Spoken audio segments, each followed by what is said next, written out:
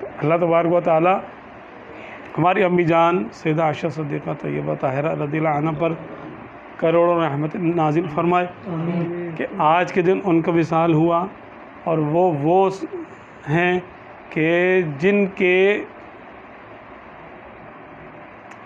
گود میں آپ صلی اللہ علیہ وسلم کا سر تھا، بلکہ سینے مبارک کا سر تھا جب آپ صلی اللہ علیہ وسلم کی آخری سانس آئی۔ تو کس جگہ کو آپ صلی اللہ علیہ وسلم نے انتخاب کیا؟ کس زوجہ کو اپنے آخری مقام کے لیے؟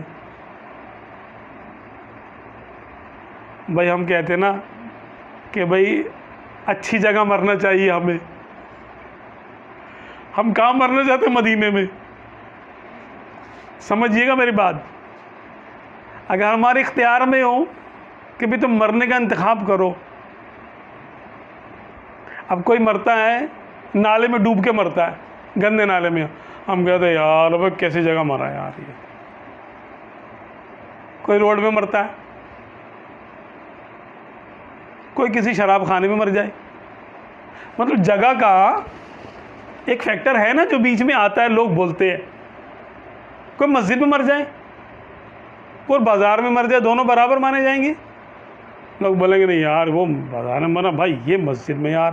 اچھا نماز پڑھتے ہوئے مر جائے، سجدے میں مر جائے، ہاں ماشاء اللہ ماشاء اللہ۔ پھر اگر کوئی مکے میں مر جائے، مکے کے شہر میں، بولے چلو شہر مکہ تو ملا ہے اس کو، اچھا مسجد الحرام میں اگر مر جائے، فضیلت اس کی بڑھتی چلی جائے گی نا، ہم بولے واہ بھائی واہ کیا زبردست موت ہے یار اس کی۔ اچھا پھر جب مدینہ شریف میں مرے، کسی بازار میں، کسی مدینہ کی گلی میں مر جائے، کہتے ہیں یار یہی بڑی بات ہے۔ اچھا مسجد نبوی شریف میں جو انتقال کرے، ہم کہتے ہیں بڑی بات ہے۔ پھر جو حجر انور کے پاس سبز گنبد کے نیچے، ہم سب کی خواہش ہے میری سبز گنبد کے نیچے روح نکلے، ہے نا، آمین، ایمان عافیت کے ساتھ۔ اب سرکار صلی اللہ علیہ وسلم اور ہر نبی کو سرکار فرماتے ہیں اللہ تعالیٰ نے ہر نبی کو اختیار دیا کہ وہ جہاں چاہے جب چاہے، چاہے تو موت قبول کرے چاہے نہ کرے۔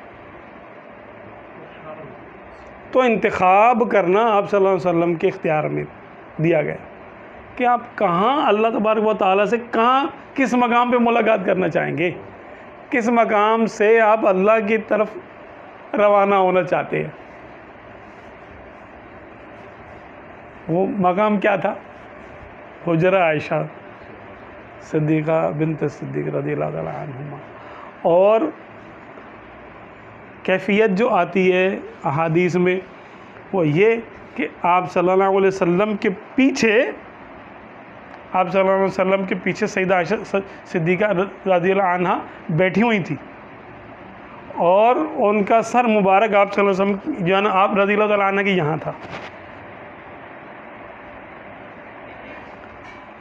کیا بات ہے یار، یہ دیکھیں ان سے بغض رکھتے ہیں کچھ لوگ، ان کی قسمت تو حیرت ہوتی ہے۔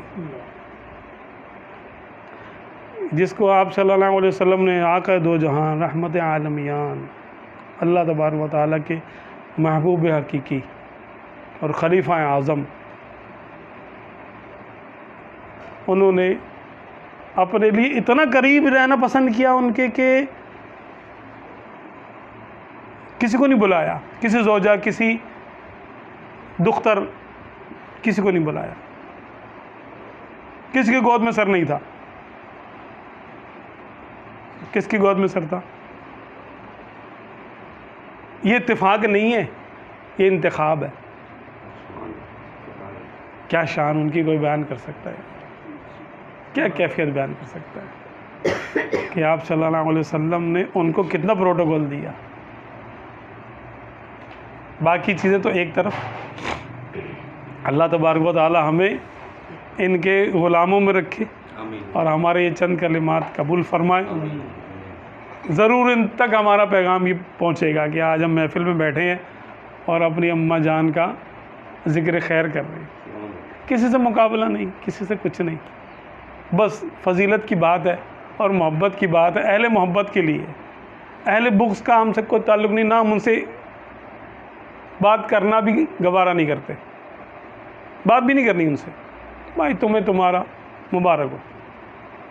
ہم اہل محبت ہیں، صحابہ، اہل بیت، خاص امہات المومنین کے لیے ہمارے دیدہ و دل فرش راہ کہ ہم ان سے محبت کا رشتہ اور عقیدت کا رکھنا چاہتے ہیں۔